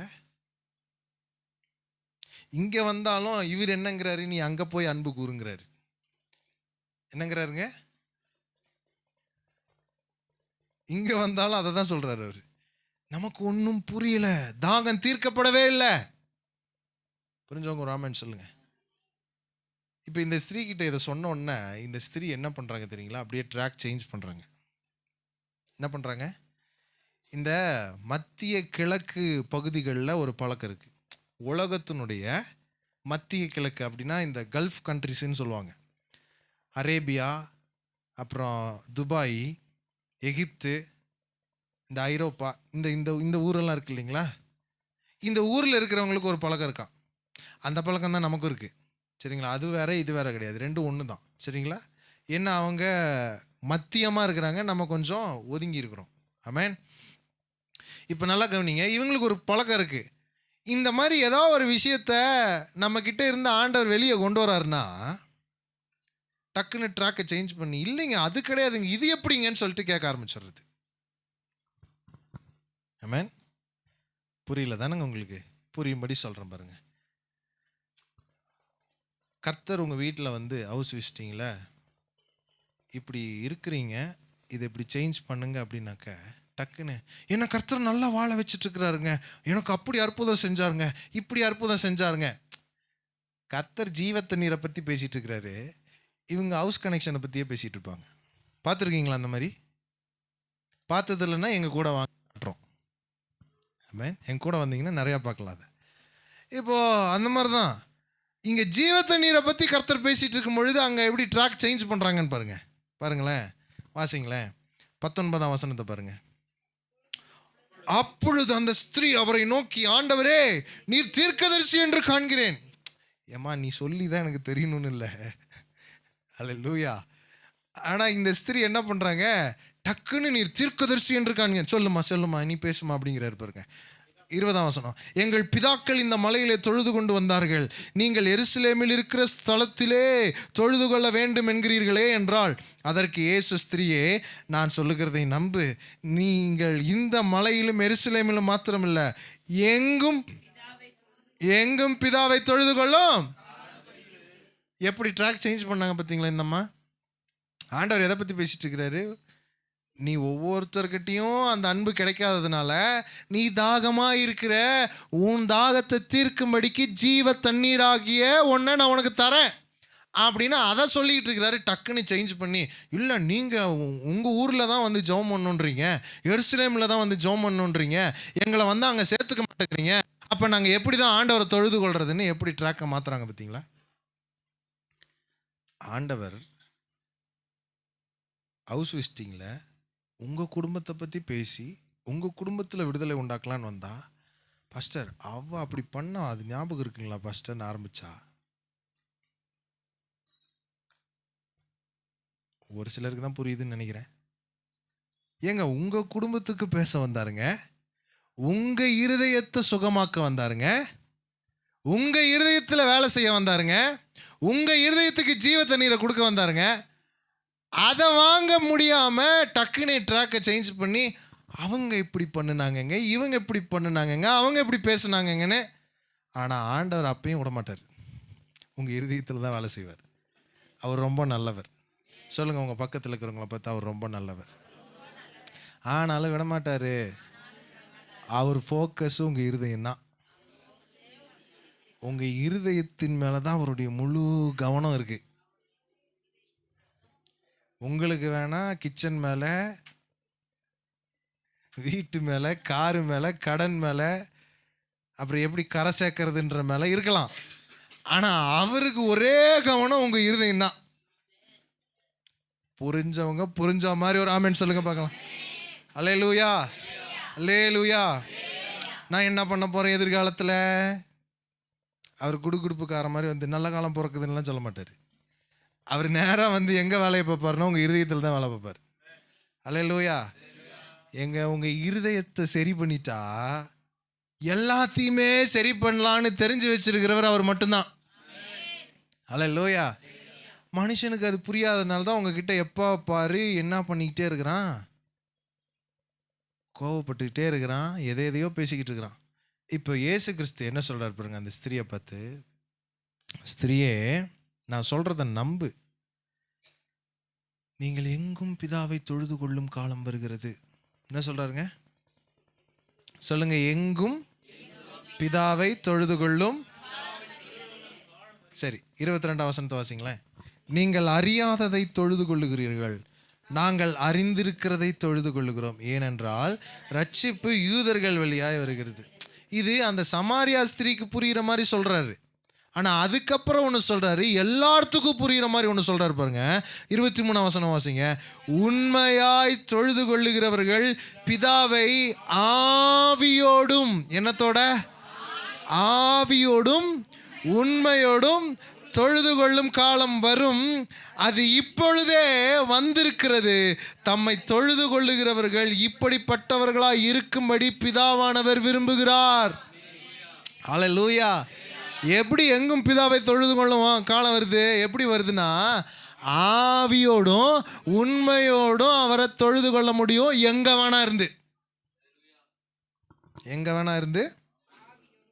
நீங்கள் கட்டடம்ன்ற ஒரு அமைப்பு இருக்கு இல்லைங்களா, ஆசரிப்பு கூடாரம், தேவாலயம்ன்ற ஒரு கட்டடம்ன்ற ஒரு அமைப்புக்குள்ளே இருந்து மட்டும் நீங்கள் அவரை தொழுது கொள்ள வேண்டிய அவசியம் இல்லை. நீங்கள் பாதாளத்தில் இருந்துக்கிட்டும் அவரை தொழுது கொள்ளலாம், பரலோகத்தில் இருந்துட்டும் தொழுது கொள்ளலாம், நீங்கள் வீட்டில் இருந்துட்டும் தொழுது கொள்ளலாம். சுடுகாடு, தேங்க்யூ, ஆவிகள் நடமாட்டம் இருக்கிற அங்கே கூட நீ உட்காந்து தொழுது கொள்ளலாம். இன்னும் சொல்லணும்னா 1000 பேர் ஒன்றா உட்காந்து குடி போதையில் குடிச்சுக்கிட்டு களியாட்டம் பண்ணிக்கிட்டு பாவம் பண்ணிக்கிட்டு விபச்சாரம்லாம் பண்ணிக்கிட்டு அப்படியே அந்த இடத்துல அதெல்லாம் நடந்துக்கிட்டு இருக்குதுங்க. என்னென்னலாம் தப்பு பண்ண முடியுமோ எல்லா தப்பும் ஒரு இடத்துல நடக்குது பாருங்க. அந்த இடத்துல உங்களை கொண்டு போய் நிறுத்தி வச்சாக்க கூட அங்கே கூட நீங்கள் அவரை தொழுது கொள்ளுகிற காலம் வந்திருக்கு. நான் சொல்லுகிறேன், தேவனை விட்டு உங்களை பிரிப்பதற்கு எந்த ஒரு இடமோ எந்த ஒரு பகுதியோ எந்த ஒரு பாவமோ தடையே இல்லை. அந்த தடையெல்லாம் இயேசு உடைத்து இருக்கிறார். அதனால தான் அவர் சொல்றாரு, ஆவியோடும் உண்மையோடும் அவரை தொழுது கொள்ளும் காலம் வந்திருக்கிறது. அல்லேலூயா, ஆமென். ஒரு முறை இதை சொன்னோன்னே எனக்கு ஞாபகம் வந்துச்சு. நான் பைபிள் காலேஜ் படிச்சுக்கிட்டு இருக்கிறப்போ அம்மா கிட்ட ஒருத்தவங்க சொன்னாங்க, இப்போ உங்கள் யோசனை எல்லாம் அந்த ஒருத்தவங்க யாருன்றது மேலே போயிடக்கூடாது, சரிங்களா? அப்போது அவங்க என்ன சொன்னாங்கன்னா, இந்த பைபிள் காலேஜ் போய் படிச்சுட்டா மட்டும் உன் பையன் உத்தமனாக இருக்க மாட்டான்.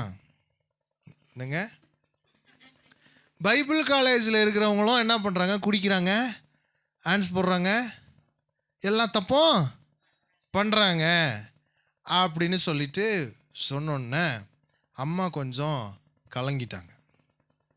இப்படி சொன்னால் யாருக்கும் என்ன வருங்க, வருமா வராதுங்களா? வந்துச்சு, அம்மாவுக்கும் வந்துச்சு. வந்த உடனே எனக்கு ஃபோன் பண்ணுறாங்க. ஃபோன் பண்ணிவிட்டு, தம்பி இப்படியெல்லாம் பைபிள் காலேஜில் நடக்குமா அப்படின்னு கேட்டாங்க. எனக்கு பொய் சொல்ல வராது. நான் என்ன சொல்லிட்டேன், ஆமாம்மா நடக்குதுமா அப்படின்னு. ஆமாம்மா நடக்குது. குடிக்கிறாங்களா? குடிக்கிறாங்கம்மா. அப்புறம் ஆன்ஸ் போடுறாங்களா? போடுறாங்கம்மா. கெட்ட வார்த்தை தாராளமாக பேசுகிறாங்கம்மா. அல்லேலூயா, எல்லாமே பண்ணுறாங்கம்மா. சாமி அப்போ நான் நினச்ச மாதிரியே அப்படின்னாங்களா? அப்போ நான் சொன்னேன், அம்மா கர்த்தர் என்னோட இருக்கிறாரு, உங்கள் பையனை நீங்கள் கர்த்தரை நம்பி அனுப்பிச்சி வச்சுருக்கிறீங்க. ஆமென். கர்த்தரை நம்பி அனுப்பிச்சி வச்சுருக்கிறீங்க. என்னை கூட்டிகிட்டு போய் நல்லா குடிக்கிறவங்க 1000 பேர் குடிக்கிறவங்க மத்தியில் உட்கார வச்சாலும் நான் அதை தொட மாட்டேன். ஏன்னா ஆண்டவர் என்னோட இருக்கிறாரு. என்னை வளர்த்துறது அவர் தான், என்னை நடத்துறது அவர் தான். இதை சொன்னோன்னா தான் அம்மாவுக்கு நம்பிக்கையே வந்துச்சு. புரிஞ்சுக்கோங்க தேவஜனமே, உங்கள் பிள்ளைகளை வளர்த்தது கர்த்தர் தான். அல்லேலூயா. எங்கே கொண்டு போய் வேணாலும் தாராளமாக விட்டுவாங்க. நான் ஜாய்ஸ்க்கு கூட அப்படி தான் பண்ணுவேன். ஜாய்ஸ் எங்கே பெங்களூர் போயிட்டு வரேன்னு சொல்லிச்சுனாலும் போயிட்டு வந்துடுவேன். நான் தைரியமாக விடுவேன். ஏன் தெரியுங்களா? நான் என்னை நம்பி விடலை, நான் ஜாய்ஸை நம்பி கூட ஜாய்ஸை விடலை, நான் கர்த்தரை நம்பி விடுறேன். எத்தனை பேர் இருக்கிறீங்க? நாங்கள் அப்படி தான் இருக்கிறோங்க. எங்கள் வீட்டுக்குள்ளே நாங்கள் அப்படி தான் இருக்கிறோம். ஒருத்தர் இப்போ எங்கள் அப்பா கூட வெளியில் போகிறாருன்னா அவரை நம்பி கூட விட மாட்டோம், அவர் பார்த்துக்குவார், அப்படி தான் விடுவோம். எத்தனை பேர் புரிஞ்சுக்கிறீங்க? அதுக்காக ஜெபம் கூட பண்ண மாட்டோம். கர்த்தர் பார்த்து கொள்வார், அவர் சமூகம் முன்னாடி போகட்டும்னு ஒரு வார்த்தையை மட்டும் சொல்லி அனுப்பிச்சி விட்ருவோம், அவ்வளோதான். புரிஞ்சவங்க ஒரு ஆமென் சொல்லுங்க. ஆவியோடும் உண்மையோடும் தொழுது கொள்ளும் காலம் வந்திருக்கிறது. நீங்க எங்க வேணா அவரை தொழுது கொள்ளலாம். யெசுவா ஷலோம் அப்பேற்பட்ட சமாதானத்தை உண்டாக்கி இருக்கிறார். இதை சொன்னோன்னா இந்த அம்மாவுக்கு என்ன ஆயிடுச்சு தெரியுங்களா? இருதயத்தில் ஒரு பெரிய சமாதானம் நிரப்பிருச்சு. என்ன ஆயிடுச்சு? இருதயத்தில் ஒரு பெரிய சமாதானம் நிரப்பிருச்சு. இன்னும் கொஞ்சம் கீழே வாசிக்கலாங்களா? தேவன் 24ஆம் வசனம், தேவன் ஆவியா இருக்கிறார், அவரை தொழுது கொள்ளுகிறவர்கள் ஆவியோடும் உண்மையோடும் அவரை தொழுது கொள்ள வேண்டும் என்றார். அந்த ஸ்திரீ அவரை நோக்கி, கிறிஸ்து என்னப்படுகிற மேசியா வருகிறார் என்று அறிவேன், அவர் வரும்போது எல்லாவற்றையும் நமக்கு. இந்த அம்மாவை திருப்தியே படுத்த முடியாது போல. ஒரு கேள்வி முடிச்சா அடுத்த கேள்வி, அடுத்த கேள்வி முடிச்சா அடுத்த கேள்வி. இந்த அமெரிக்காவில் ஒரு பெரிய ஊழியர் இருக்கிறாருங்க. அவர் பேர் ஐயோ மறந்துட்டேன் நான். அவர் பெரிய சுவிசேஷகர். அந்த சுவிசேஷகருடைய கீழே ஒரு நல்ல ஒரு படித்த ஒரு இறையியல்வாதியை வச்சுருக்கிறாங்க. ஏன் அவரை வச்சுருக்கிறாங்கன்னா, இயேசு கிறிஸ்துவை பற்றி யார் யாரெல்லாம் நிறைய கொஸ்டின் கேட்குறாங்களோ, இயேசுவை ஏற்றுக்கொள்றதுக்கு குண்டக்க மண்டக்கெல்லாம் கேட்பாங்க இல்லைங்களா, அவங்களெல்லாம் அவங்கக்கிட்ட அனுப்பிச்சுட்ருவாங்க. அப்போ அவர் என்ன பண்ணுவார்னா பதில் சொல்லுவார். அப்படி ஒருத்தர் அவர்கிட்ட உட்காந்துட்டார். இயேசு கிறிஸ்துவை பற்றி கேள்வி கேட்குறதுக்கு உட்காந்துட்டார். அவர் ஒவ்வொரு கேள்வியாக கேட்டுட்ருக்கிறாரு. இயேசு எப்படிங்க, அவரை நான் நம்பலாமா, அவரை நான் சார்ந்து கொள்ளலாமா, அவர் எனக்கு பிடிக்குமா, இந்த மாதிரியெல்லாம் பிரச்சனை இருக்கே, கிறிஸ்துவுக்குள்ளே இருக்கிறவங்களாம் இப்படி இருக்கிறாங்களே, சர்ச்சுக்கு போகிறவங்களாம் அப்படி இருக்கிறாங்களே, இப்படியே ஒவ்வொரு கேள்வியாக கேட்டுக்கிட்டே இருக்கிறார். அவரும் எல்லா கேள்விக்கும் உட்காந்து இவர் ஒருத்தருக்காக டைம் ஸ்பெண்ட் பண்ணி என்ன பண்ணுறாருங்க, ஒவ்வொரு கேள்விக்கும் அவரை திருப்திப்படுத்துகிற மாதிரி பதிலை சொல்லிக்கிட்டே இருக்கிறாரு. ஒரு கட்டத்தில் அவருக்கு கோவம், எப்பா உனக்கு என்னதான்ப்பா பிரச்சனை சொல்லு பண்ணிட்டாரான். உனக்கு என் மனைவி தாங்க பிரச்சனை, அவள் டைவர்ஸ் பண்ணிட்டு போகிறேன்ட்டு இருக்கிறாங்க, இப்போ என்ன பண்ணுறதுன்னு இதை முன்னாடியே சொல்ல வேண்டியதானே. இதுக்கு எதுக்கு சுற்றி வளைச்சு அந்த கேள்வி கேட்டு இந்த கேள்வி கேட்டு அதை பண்ணி இதை ஏன் இப்படி பண்ணுற நீ அப்படின்னு சொல்லிட்டு அப்புறம் அதுக்கு கவுன்சிலிங் கொடுத்தாங்களாம். இந்த மாதிரி தான் இந்த அம்மாவும் கேட்டிருக்கிறாங்க, சம்மந்தமே இல்லாமல் கேட்குறாங்க. ஆனால் ஆண்டவர் என்ன பண்ணுறாருங்க, அந்த கேள்விக்கும் பதில் சொல்கிறாரு. அவர் உங்களை அவ்வளோ நேசிக்கிறாரு. ஹல்லேலூயா. நீங்கள் எங்கே திரும்பினாலும் அவர் உங்கள் இருதயத்தின் மேலே தான் ஃபோக்கஸாக இருக்கிறாரு. திரும்ப திரும்ப அந்த வார்த்தையை சொல்லிக்கிட்டே இருக்கிறேன். நீங்கள் எதன் மேலே உங்கள் கவனத்தை செலுத்தினாலும் அவர் கவனம் உங்கள் இருதயத்தின் மேலே தான் இருக்குது. ஹல்லேலூயா. பாருங்க, அதுக்கப்புறம் அந்த ஸ்திரீ கேட்டோன்னே 26ஆம் வசனம் பாருங்க. அதற்கு இயேசு, உன்னுடனே பேசுகிற நானே அவர். முடிச்சதுங்க, தாகம் தீந்துருச்சு. ஹல்லேலூயா. தாகம் தீந்துருச்சு. தாகம் தீந்தோன்னே என்ன நடந்துச்சு தெரியுங்களா?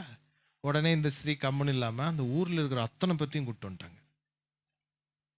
இயேசு கிறிஸ்து ஊழியம் செய்யணும், ஊழிய பயிற்சியும் கொடுக்கல, நீ சீஷியாக இருக்கணும் சொல்லலை. உடனே என்ன நடந்துச்சு, போய் எல்லாத்தையும் அந்த ஊரையே கூட்டிகிட்டு வந்து அந்த ஊரில் இருக்கிற எல்லாரும் இயேசு கிறிஸ்துவை ஏற்றுக்கொண்டாங்க. நீங்கள் அதுக்கு கீழே போய் வாசிச்சு பாருங்க, அதுதான் நடந்துச்சு. ஆண்டவர் நீங்கள் அவருக்காக 1000 ஆத்துமாக்களை சபையில் கொண்டு வந்து சேர்க்கணுங்கிறதுல விருப்பப்படலை. உங்கள் இருதயத்தில் வேலை செய்கிறதுக்கு அவருக்கு இடம் கொடுப்பீங்களான்னு மட்டும்தான் அவர் எதிர்பார்க்குறார். இருக்கிறவங்க ஒரு ஆமென் சொல்லுங்க பார்க்கலாம். ஹல்லேலூயா. உங்கள் இருதயத்தில் நீங்கள் இடம் கொடுத்துட்டீங்கன்னா, உங்கள் இருதயத்தில் நீங்கள் இடம் கொடுத்துட்டீங்கன்னா அந்த ஊழியம் தானாக நடக்கும். அந்த ஊழியம் தானாக நடக்கும். இருதயத்தில் வெளிச்சம் வந்துருச்சுன்னா வெளிச்சத்தை தேடி எல்லாரும் தானாக வரதான் போகிறாங்க. இந்த கப்பல்களுக்கு என்ன பண்ணுவாங்கனாக்க கலங்கரை விளக்கம்னு ஒன்று வைப்பாங்க, பார்த்துருக்கீங்களா? அதை லைட் ஹவுஸ்ன்னு சொல்லுவாங்க. அந்த லைட் ஹவுஸில் லைட் என்ன பண்ணுங்க, இப்படி சுற்றிக்கிட்டே இருக்கும். அந்த இருட்டுக்குள்ளராக கப்பல் எந்த நடுக்கடலில் இருந்தாக்க கூட அங்கேருந்து அந்த லைட்டுக்கு நேராக என்ன பண்ணுவாங்க, பார்த்து ஸ்டேரிங்கை திருப்பிக்கிட்டே வருவாங்க. அந்த லைட்டு வெளிச்சத்துக்கு நேரம் என்ன பண்ணுவாங்க, பார்த்து பார்த்து வந்துட்டுருப்பாங்க. அதுதாங்க நடக்கும். முதல் ஊழியம் உங்கள் இருதயத்தில் தான், அதுக்கப்புறம் தான் மற்றவங்களுக்கு. ஆனால் நம்ம ஃபோக்கஸ் ஃபுல்லாக எங்கே தான் இருக்குது? அடுத்த ஆத்மாவை ஆதாயப்படுத்துறதுல தான் இருக்குது. ஆனால் அப்பாவோட எதிர்பார்ப்பு, அப்பாவோட வேலையெல்லாம் எங்கே இருக்குன்னா உங்கள் இருதயத்துக்குள்ளே தான் இருக்குது. புரிஞ்சவங்கெல்லாம் ஹல்லேலூயா, ஹல்லேலூயா. உங்கள் பக்கத்தில் இருக்கிறவங்கள பார்த்து சொல்லுங்கள், நம்மளுடைய வேலை 1000 ஆத்மாவை ஆதாயப்படுத்துறது. ஆனால் இயேசுவோட வேலை உங்கள் இருதயத்தின் மேலே கவனத்தை செலுத்தி உங்கள் இருதயத்தில் வேலை செய்கிறது தான் அவருடைய வேலையாக இருக்குது, அவருடைய கவனமாக இருக்குது. புரிஞ்சுக்கிறீங்களா? இப்போ நம்மளும் என்ன செய்யணும், அடுத்த ஆத்மாவை ரொம்ப கவனிக்காமல் உங்கள் ஆத்மாவை கவனிச்சிங்கனாலே அடுத்த ஆத்மா தானாக சர்ச்சுக்குள்ளே வரும். நல்லா தான் தட்டுங்களேன். ஹல்லேலூயா. மறுபடியும் சொல்றேன், உங்கள் ஆத்துமாவை நீங்கள் ஆதாயப்படுத்தினீர்கள் என்றால் அடுத்த ஆத்துமா தானா சர்ச்சுக்குள்ளர வரும். நீங்கள் ஆதாயப்படுத்த வேண்டிய ஆத்துமா பிறனுடைய ஆத்துமா அல்ல. நீங்கள் ஆதாயப்படுத்த வேண்டிய ஆத்துமா உங்களுடைய ஆத்துமாவை. மனுஷன் உலகம் முழுவதையும் ஆதாயப்படுத்தினாலும் தன் ஜீவனை நஷ்டப்படுத்தினால் லாபம் என்ன? அதை நம்ம எப்படி சொல்லாங்களா? மனுஷன் 1000 ஆத்துமாக்களை ஆதாயப்படுத்தினாலும் பரலோகத்திற்கு போக மாட்டான். பரலோகத்தில் ஜீவ கிரீடத்தையும் வாங்க மாட்டான். தன்னுடைய ஆத்துமாவை ஆதாயப்படுத்துகிறவனுக்கே அது அளிக்கப்படும். எத்தனை பேர் புரிஞ்சுக்கிறீங்க? ஹல்லேலூயா. உங்க ஆத்துமாவின் மீது, உங்க இருதயத்தின் மீது உங்கள் கவனம் இந்த நாளிலிருந்து திரும்பட்டும். உங்க இருதயம் எப்படி இருக்கு? உங்க இருதயம் தேவனை தேட முடியுதா? உங்க இருதயம் தேவ பிரசன்னத்தை அனுபவிக்க முடியுதா? உங்க இருதயத்தால தேவனுடைய வார்த்தையை ஏற்றுக்கொள்ள முடியுதா? உங்க இருதயத்தால தேவன் கிட்ட நெருங்க முடியுதா? உங்க இருதயத்தால தேவன் இருக்கிறார் என்பதை உணர முடிகிறதா? உங்க இருதயத்தால தேவனை பார்க்க முடியுதா? உங்க இருதயத்தால தேவன் சொல்றதை கேட்க முடியுதா? அதை கவனிங்க. இன்றைய தினத்திலிருந்து அதன் மீது உங்க கவனம் இருக்கட்டும்.